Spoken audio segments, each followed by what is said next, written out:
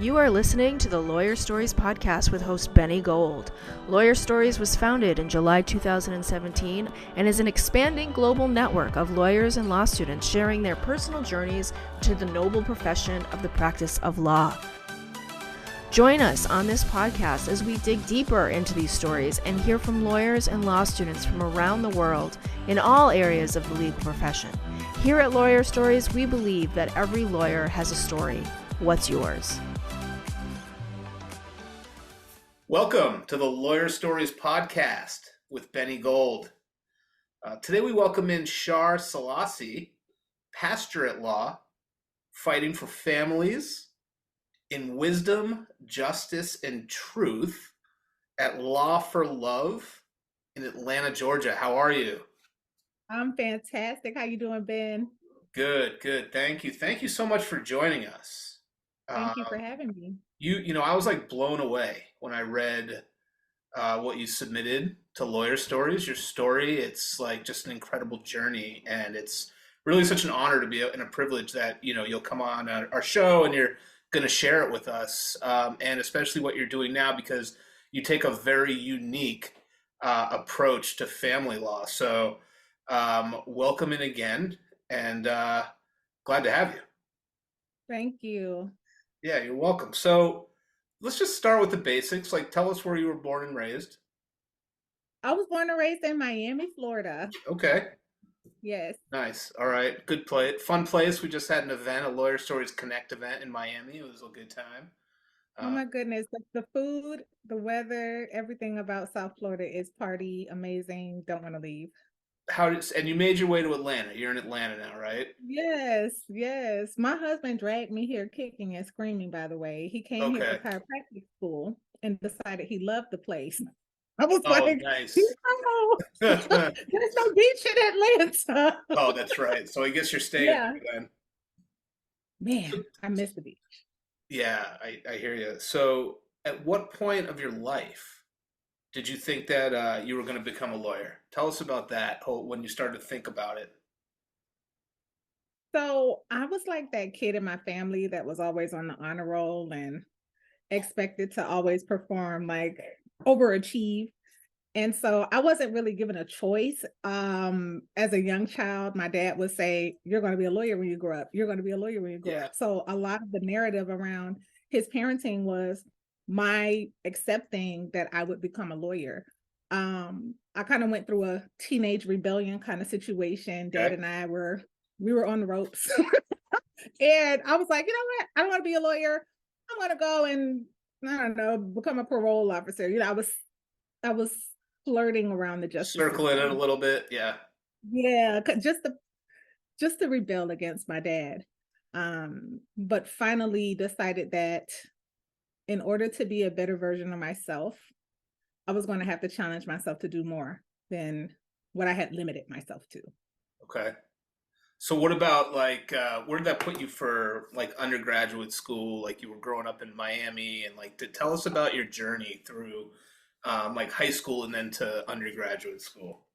Absolutely. So I was in the 9th grade when I became a mom. Yep. 14 years old, completely just like just shocked my family. Okay. Again, I was like the nerd girl, and so like I hid my pregnancy for 9 months. For 9 months? 9 months. Wow. Yes. And my parents got the call after I waited for them to go to work, called 911, ambulance grabs me, and I delivered in an emergency room. And I did not want to call my parents. And the hospital staff was like, "You need to call your parents." That's how my parents found out that I had given birth. Wow, that's unbelievable. I feel like we need to have your parents on the show. I know. I mean, that's unbelievable.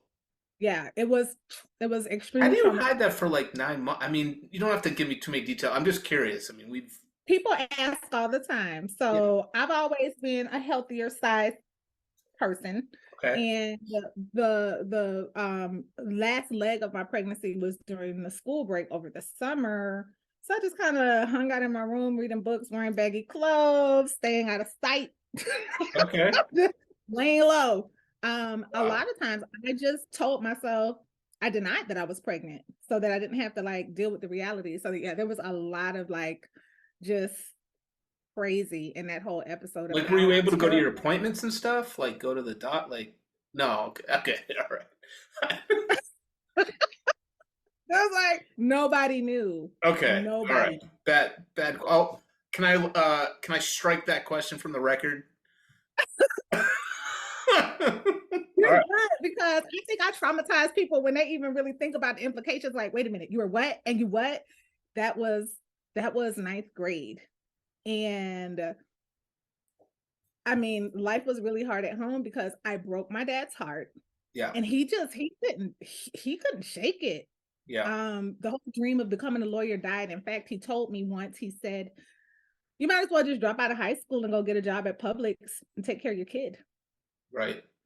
He didn't even expect me to finish high school. Right. So there was a lot of getting kicked out of the house because it was just rough. Yep. And I had several bouts of homelessness even through high Really? school. Yes. Ended up in an alternative school called Hollandale Adult Community Center that had a teen parent program that would send the bus and pick you and your baby up and take you to school, and had a childcare facility.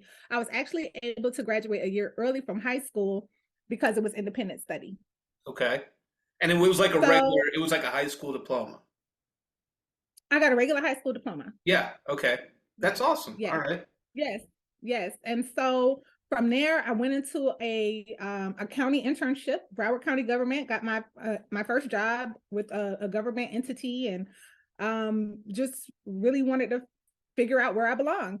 Didn't go to college right away because it was kind of tricky, Sure. raising my son. And a year after I graduated high school, I was pregnant with my second baby. Okay. So we had, it was just a lot of life stuff that I had to sort out, and I was in survival mode. Sure. So undergrad, I began at Broward Community College. Let me ask you a question about survival. Can I ask you a question about survival mode real quick? Like, yeah.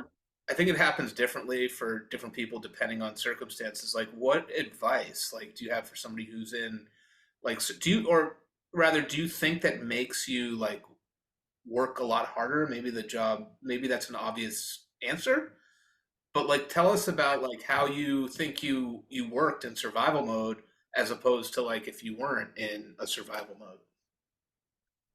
I have found in going through the tumultuous teenage season and young adult season of my life, and in working with a lot of people who are in survival mode, because that was my first like law firm job, was in legal aid with people in extreme poverty, and just they're always in survival mode. Totally. I have found that people who have survived like extreme pressure to have to survive like that, or traumatic situations, use a part of their brain that like normal situations don't require. And I find that there's a heightened intelligence and resilience when you have to live like that. And so for me, by the time I got to law school, I was honestly a little annoyed with, my classmates a lot of times, like, is that going to be on the test? Tell us the answer to the test, like stuff like that. Like, the hustle that I had to develop from surviving. I mean, I breathed through law school because of my hustle. Well, yeah, and it took you, and I feel like, in your story, you were like, it took you a little while to get through undergrad, right? It took you several years because obviously you're doing other things. You have a child.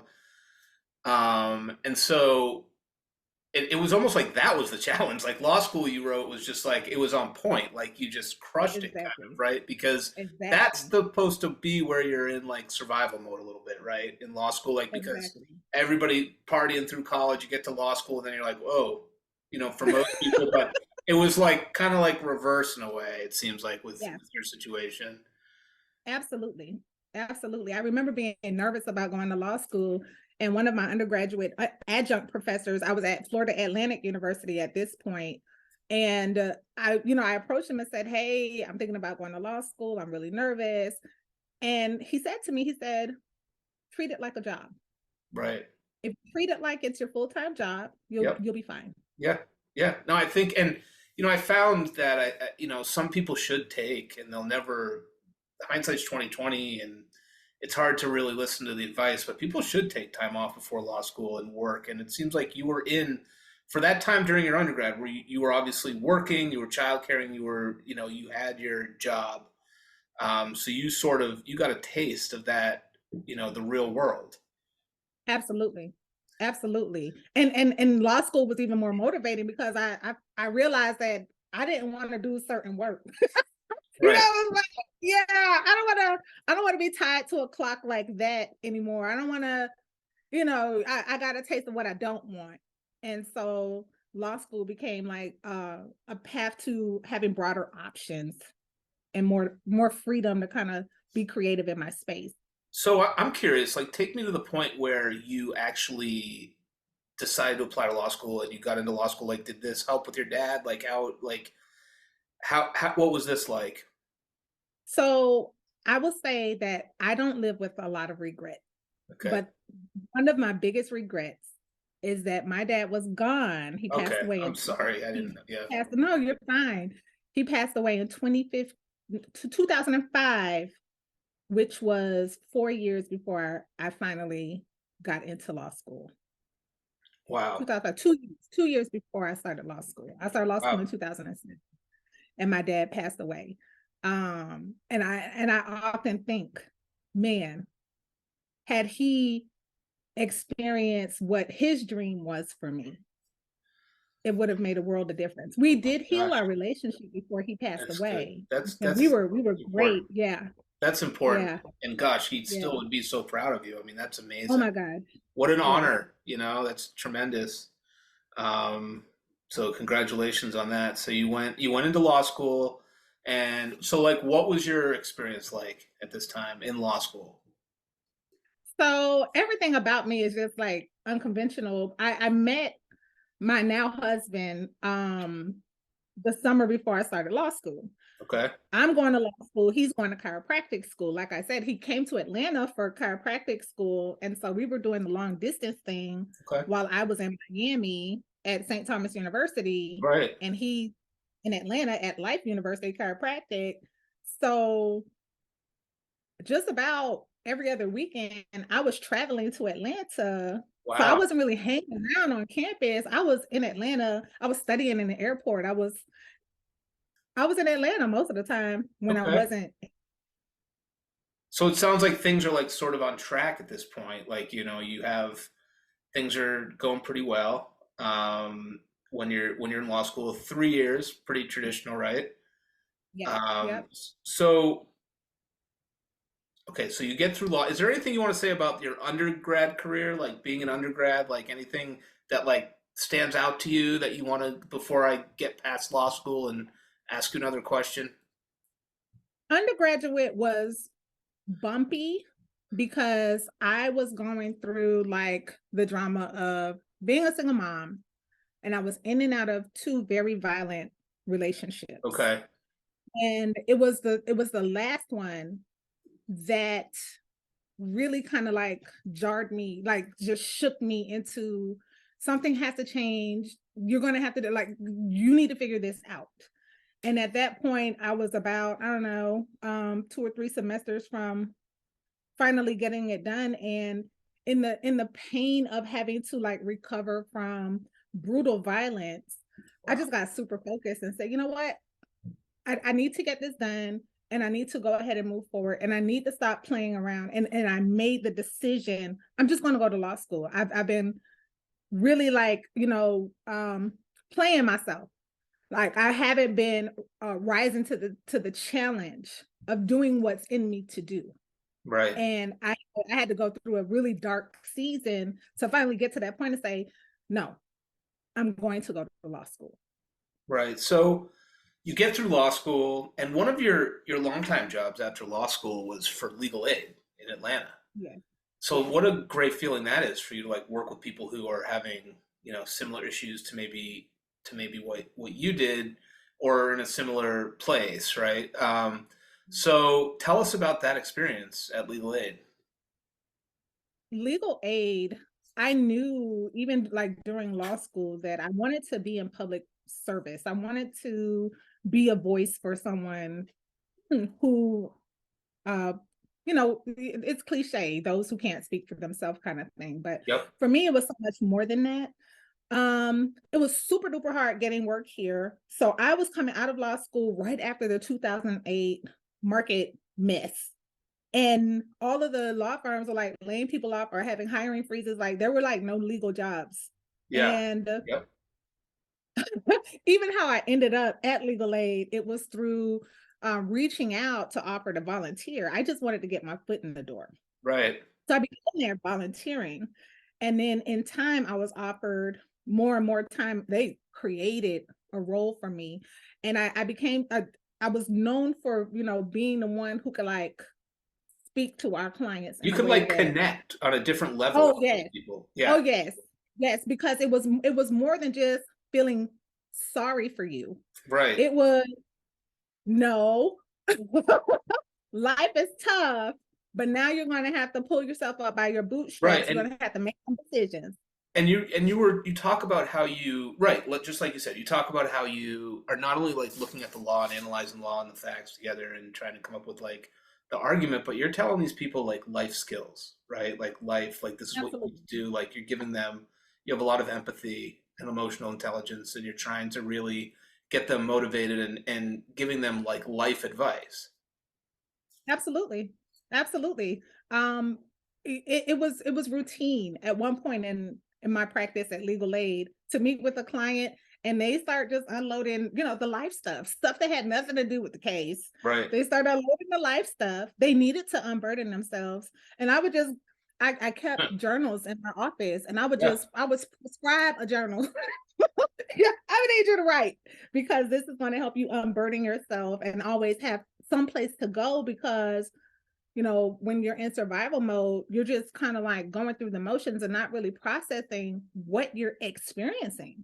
Right. And so, that often helped in the case because if I could talk to you about the life stuff that created your legal problem, then we can keep you out of court on contempt and the revolving door that's created by these just not understanding better ways to communicate or be respectful or alternative ways of looking at situations. The court doesn't always solve the interpersonal stuff. So I am big on confronting and challenging my clients, and they accept it because they know I care about them.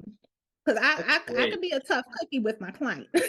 That's great. Do you ever talk about your past with clients or no? Is that really like absolutely. Okay. Absolutely. My life is an open book. Okay. And I remember once we had a client who was so crushed because she had, after her divorce, she had to apply for public benefits and she had to take I don't know if you know what a TAPE test is, but I think it's like the test that you kind of have to take for like military entry exam or basic high school competency. Okay. And she was like a master's level professional before she hit hard times. She was like so embarrassed having to come to Legal Aid for help in this season of her life. And she kind of like got an attitude with me because I didn't understand what she was going through. Oh, right. And when I let her know, as a matter of fact, I do understand what you're going through. Yeah. I've had to apply for food stamps to take care of me and my children. I've had to use public assistance to bridge the gap between financial aid and where's the money going to come from. I actually had to take a TAPE test to get funding to take the Georgia bar because I didn't have the money. Yep. Wow. And when I shared that with her, she was like, I'm so sorry. Wow. And thank you. Thank you for letting me know that you understand. That's such a superpower. People I never really called anybody, had said anything like that to anybody, but that's like such a superpower actually to have with clients. I mean, I think it's so important to be able to connect with them in that way. And you have that thing. Thank you. So what's that? I said, thank you for that. Yeah, of course. You just reminded me of like this situation that we had with this protective order. The hardest protective order I ever had, there was never any physical violence. But because I survived domestic violence, I saw that cycle of violence in my client, but there was never any physical, like, but she still had the psychological Yeah. trauma of Right. domestic violence. So I was like, I have no idea how I was going to get this client a protective order. Well, her husband went and hired this guy who, he was all show and talk when he came to court, and he didn't even bother to give me the greeting of the day to say like, "Hey, good morning, I'm so and so." Like, he almost scouted me like, I was the gum on the bottom of his shoe. Ugh. Well, the way that backfired on him was I was able to extract the emotional and the cultural issues that had been taking place in this family, and to get that information into the record so that the judge could see the cycle of violence that I picked up on, and to get that protection for my client. Hardest TPO I ever did, but it was the connection to the client Yep. which caused us to prevail, not just name dropping, which is some of what he was doing too, the showmanship. No, I understood what was happening with this family, to the point where even the husband was crying on the stand because I began to speak to those things that were not obvious. Wow. So let me ask you this question. Do you feel that having experienced similar issues to the clients that you're trying to serve helps you to connect with them better? Absolutely. Absolutely. Even in family practice, I've heard people say that they were working with an attorney who didn't have children, Okay. and there was kind of a disconnect from kind of understanding some of the parenting issues that were going on in, a divorce or a custody battle. And I'm not saying that an attorney without kids is incapable or incompetent to represent, but I'm able to speak to parenting a Sure. lot differently because of my journey as a parent. Sure. And that's what I bring into my practice style, is the practical side of parenting. I often tell parents, listen, you are always going to be family even after this divorce. Right. So you might want to figure out how to co-parent, because guess what? You're going to see each other at graduations, you're going to see each other at birthdays. One day you might even share the same grandchildren. You're always going to be family. That's right. And so I'm able to have those conversations because my oldest son's father and I, that was us. We were together at all of these milestones in our son's life. And to him, it's weird for parents to not be how he experienced. Right. And you understand the So nuances of everything. Like you get yes, those nuances. So like I totally understand. So let me ask you this. When did you obviously had a really good career at Legal Aid. You were there for several years. A lot of experience, did a great job working for them. How did you know it was time to launch your own firm?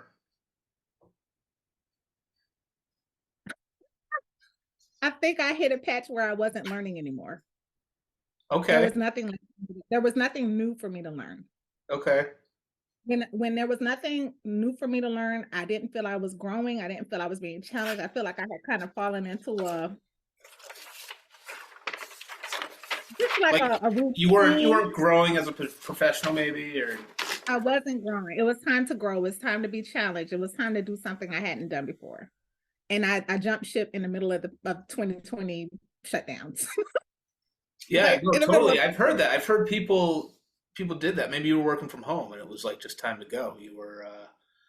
You decided to, move on. So would you say, I don't know if you had any mentors personally, but would you say that you're a mentor to some of your clients actually?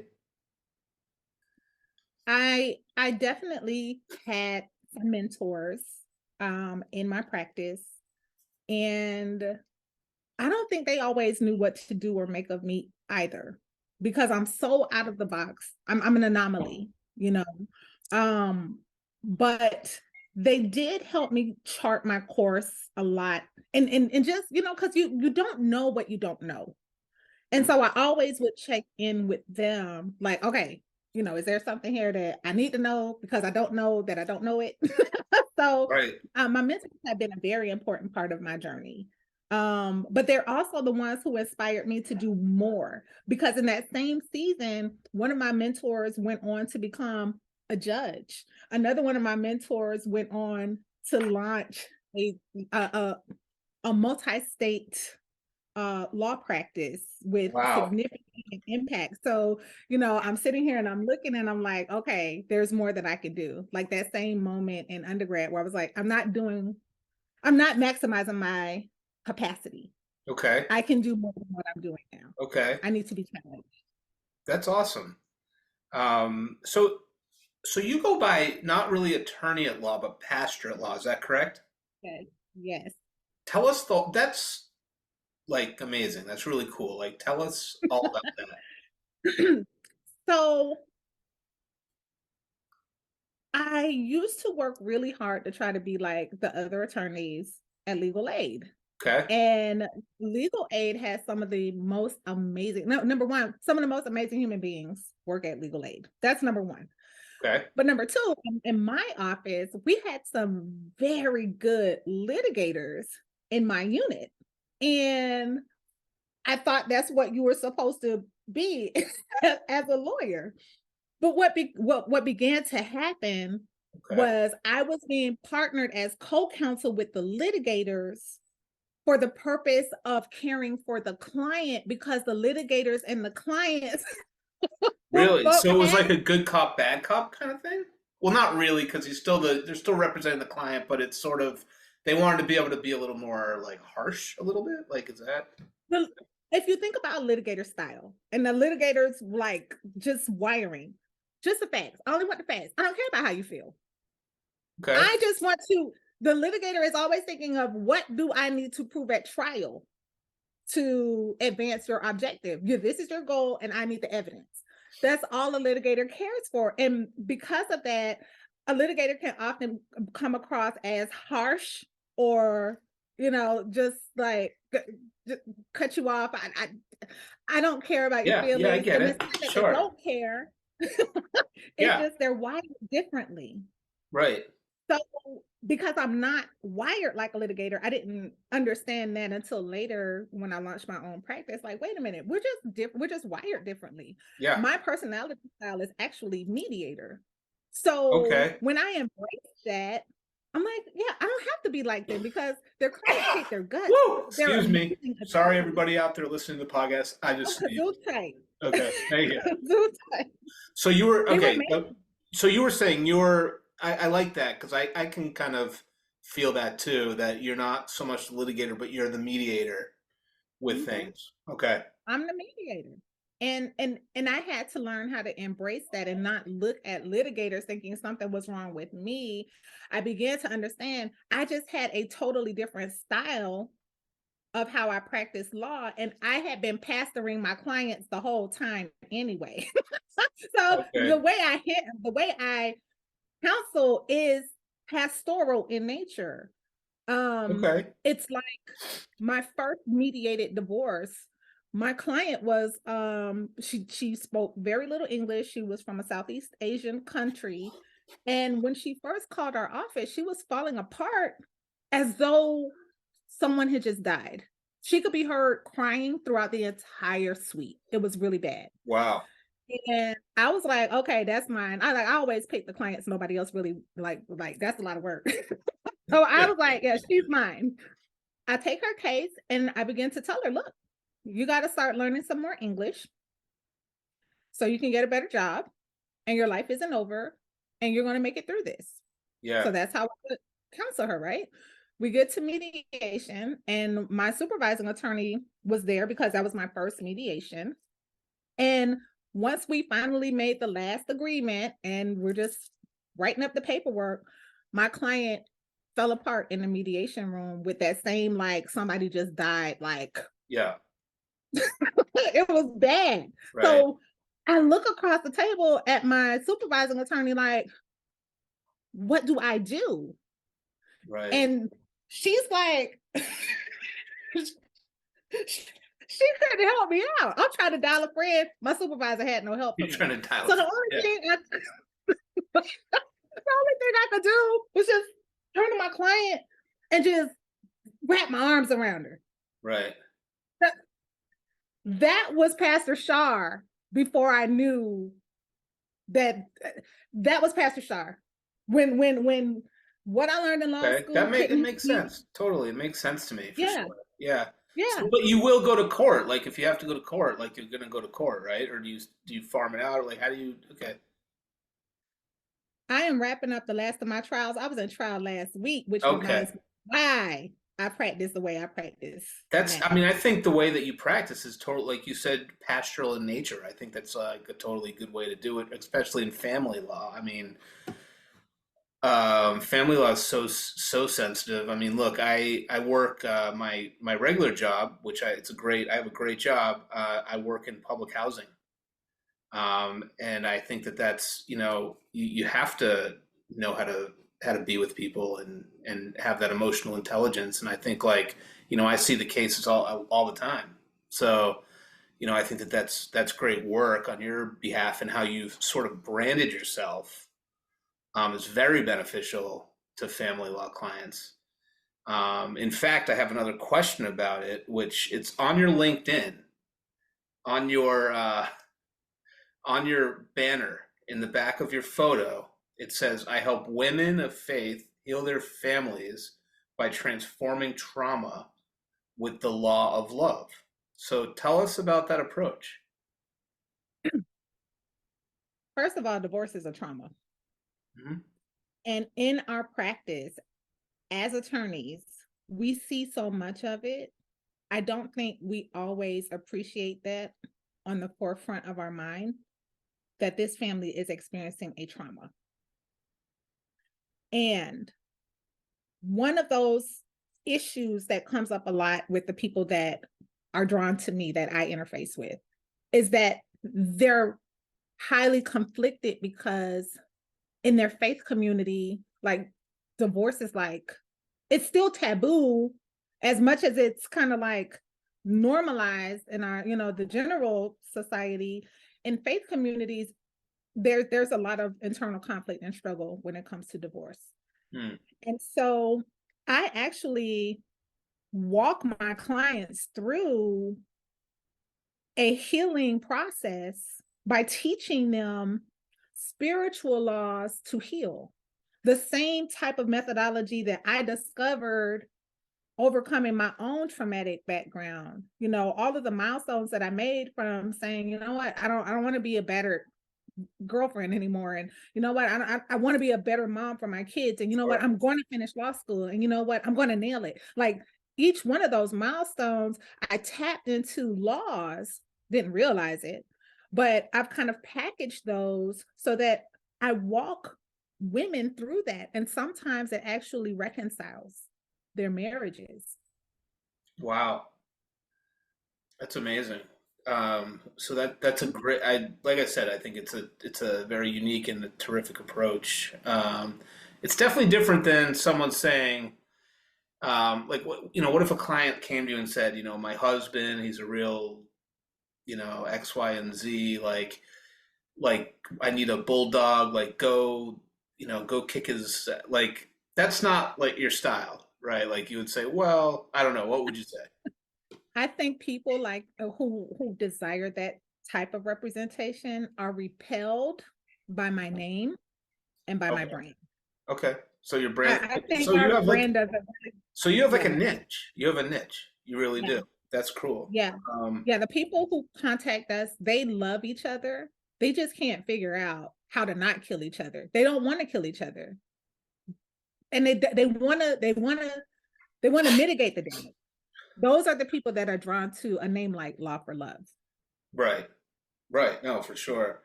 So like, so those are okay. So like, what type of client best fits your practice, would you say? My clients are the best fit for our practice are people who have children and they love their children and their children love both of their parents and they just need help figuring out how to move forward co-parenting these kids that they both love. They don't want to hurt each other any more than what has already happened. And they need a voice of reason to help them carve out a path forward that they can both live with. Okay. So are there any other examples that you would want to tell us about? I know you told us a couple cases, but any other examples that you have, like where your counsel really assisted clients? I know we sort of discussed a couple, but if there's anything else. We recently had a case with highly contested in and out of court custody stuff, child support crazy. And I represented the dad in this case. And I was just like, I had to talk to him about the non-legal stuff. I was like, look, are you willing to forgive her? And he was like, he said, Char, if you say I need to forgive her, I trust you and I will. I said, no. You were willing to forgive her. Yeah. He was like, we were on the phone, but I could just like see the body language like, man. And he was like, you know what? You're right. I'm going to forgive her. So I said to him, I said, would you be willing to forgive her on the stand in open court? Okay. And he went for it. And we put his testimony up and I laid it up. I said, I'm gonna lay it up for you to catch it. And he did. And he did. He alley-ooped it. And he alley-ooped it. All right. It was awesome because he got free. You know what I mean? Like he released something in that moment. Interesting. It wasn't just about impressing the judge. It was about really like just creating a new chapter for this family. You're always going to be family. And, 9 months later, everything came full circle where now I was in a position to advocate on behalf of the mother to talk to the kid. Because this is like the culture that we bred around how we handled this case. Rather than we're going to destroy you for the sake of trial, this family still has to survive after this trial date. Right. But now I'm a part of, hey, look, I need you to talk to him because he's kind of like giving mom the cold shoulder, and that's not cool. Like, I don't have beef with the mom because she's the opposing party. She's a mom. Right. And she wants to, her son's not talking to her. Well, I'm going to get on the phone with him and say, you know what? That's your mom. Please be respectful and check in with her every now and then. Because we did win my client custody in that case. Okay. But we don't cut off parents. If your parent doesn't eat kids, kill kids, or sexually abuse kids, there's no reason to cut a parent out of a child's life. That's great.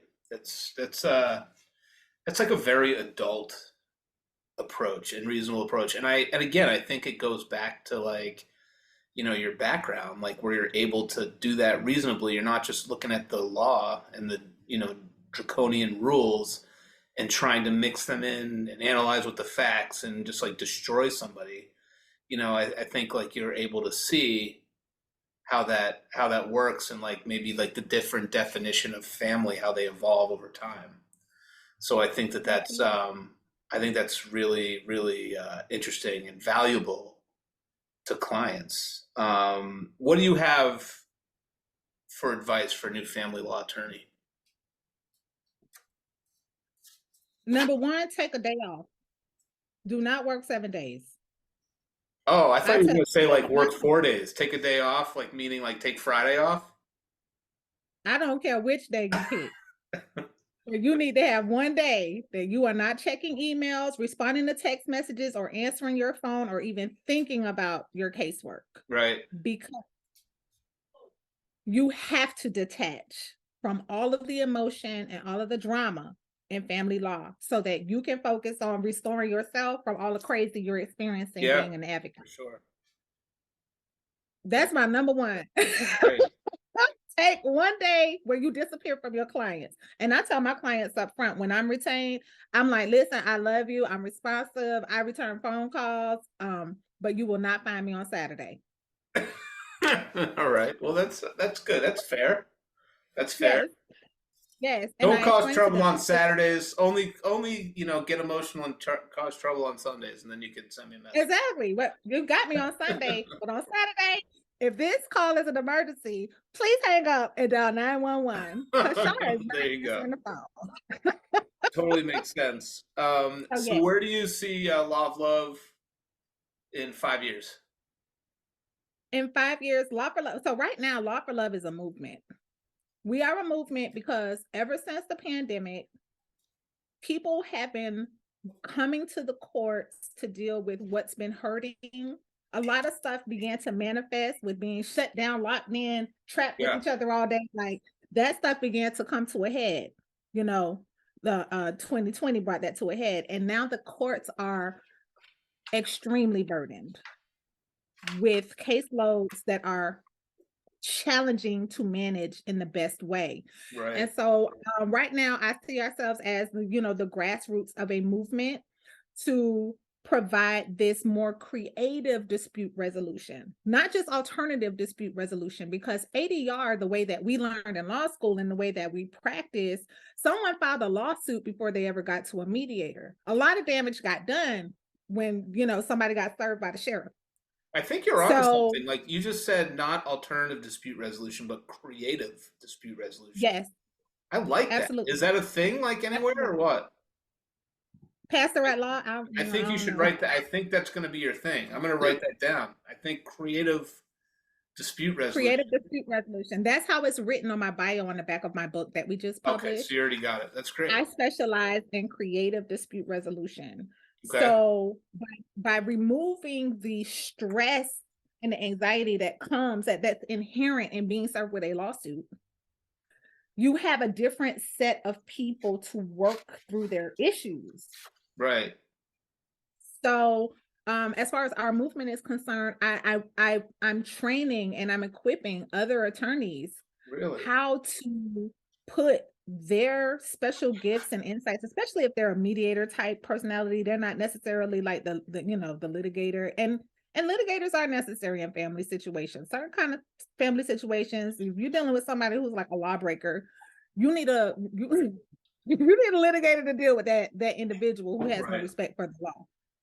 But for the average family dispute, I think we as a profession, we can do a better job supporting the court by unburdening the court with high quality creative dispute resolution that's giving people that same justice without the expense, the frustration, or the combat of traditional litigation. But what about opposing counsel? What if a opposing counsel comes at you and they're like kind of nasty? Does that ever happen? All the time. I just like, either you love me or you hate me. Okay. And if somebody has that, somebody has that nasty spirit, that's on them. That's not on me. Like I don't have to, I don't have to have a bad day because you have a nasty spirit. When I'm dealing with opposing counsel like that, they're missing out on, having a good relationship with somebody who, don't burn your bridges. You never know. I like that. Okay. All right. Yeah. You never know who can do you a solid somewhere down the road. That's right. The most unassuming person might be in a position one day to help you when you're in a pinch. And I treat everyone like that, from the clerks at the courthouse to the janitorial staff. I tell interns all the time, never judge a person by the position that they hold. You treat everyone with respect, because you'll be surprised. That person who was the janitor has the ear of the judge. Yeah, that's true. That's interesting. Wow. Okay. That's awesome. So do you have any other advice for the Lawyer Stories community? Like, is there anything we left out? I know there's so much to you in your story. I don't. I know I'm an anomaly. We just touch on it, and it's really something else. Yeah. Well, you know what? I aspire to remind our colleagues that being a lawyer was part of like those three callings: the priest, the lawyer, and who's the third one? The doctor. Okay. These are ancient callings. Yep. That require the public trust. Right. And I take that very seriously. it's not just about what can I get from my client. Right. How can I serve my client and respect their trust for our profession? And so, we can all, every now and then just remind ourselves of the sanctity. I believe there's a sanctity in the oath of attorney that we take for granted. And we too often we are more self-important and condescending because of our accomplishment in our profession. Interesting. But the reason for our status is because of the trust that is a part of that ancient foundation of who we're supposed to be as servant leaders. Wow. So that would be my only other thing. I love that. That's incredible. Thanks for sharing that. I think a lot of people do forget that. So that's definitely a great reminder. Yeah. And we all got to eat. Like you're working in the trenches. When you talk about public housing, I already have flashbacks. Like public housing, and then if you're dealing with someone's lease being terminated or they're being evicted, like I'll tell you. When we get offline, I will tell you what I did. like you're in the trenches. So hats off to you, because Thanks. it's easier to remember how valuable the oath of attorney is when you literally see that you're making a difference between someone having a roof over their head and being on the streets. Yeah. It's very sobering. Totally. So hats off to you. Though. Thank you very much. Char, Selassie, anything else that we have today? Incredible story. Incredible story. I mean, we could probably talk for a while about it. You are an inspiration, young lady. Thank you. I don't think you need me to tell you that, but thanks for sharing your story, and we're going to feature you on Instagram and all the platforms, and you're part of it now, so we've got you in the community.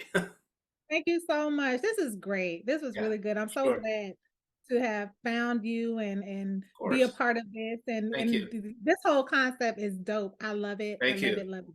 Yeah. Thank you very much. And hey, I love being a podcast host. What can I say? It's been a great time. So stay right there. Thanks for coming in. Everybody else watching and listening, wherever you are in the world today, enjoy yourselves. Cheers.